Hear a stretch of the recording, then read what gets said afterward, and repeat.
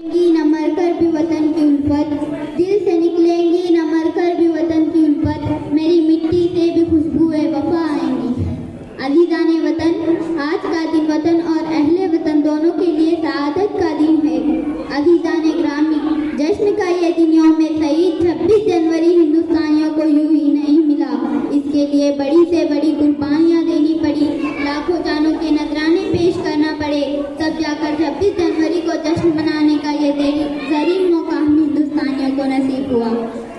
जनवरी यौम जमहूरिया के जश्न के मौके पर आइए हम सब मिलकर आइन की तहफ़्फ़ुज़ और जमहूरी इक़्तिदार की बका को मुक़द्दम रखने का हल्फ लें और यौम जमहूरिया के मामारों को सच्ची खिराज अक़ीदत पेश करें।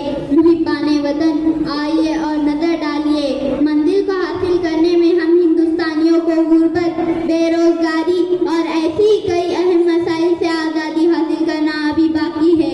मजहब के नाम पर मुनाफिरत, हुजूमी तशद्दुद, फिरका परस्ती के वाक़यात देखने को मिल रहे हैं। अक़लियती तबका को हर लिहाज से तकलीफ पहुँचाई जा रही है। मुसलमानों की हुब्बुल वतनी को मशबूक निगाहों से देखा जा रहा है। खौफ व हिरास के माहौल में बेकसूरों की जानों का इतलाफ हो रहा है।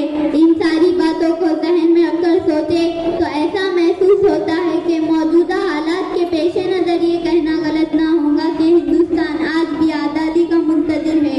आज़ादी चाहिए हमें जहालत से तालीम की तरफ, नाइंसाफ़ी से इंसाफ की तरफ, नफरत से मोहब्बत की तरफ, फिरका परस्ती से इत्तिहाद की तरफ। इतना कहकर मैं अपनी बात खत्म करती हूँ। चुने गए थे जिस कदर गुलाब खार खार हो गए, बुने गए थे जितने ख्वाब तार तार हो गए।